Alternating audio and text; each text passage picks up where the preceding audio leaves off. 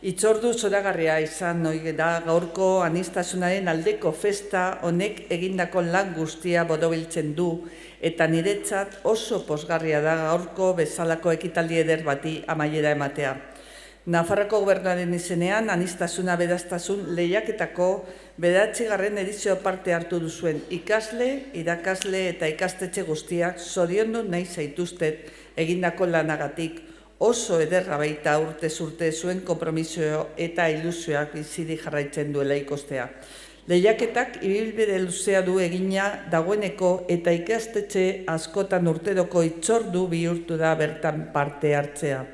Aniztasunen gaia landu eta aberastasun modura ulertuz balioan jartzeko zen 2018an aurten zirriborroa gaiari erantzun behar izan diozuea.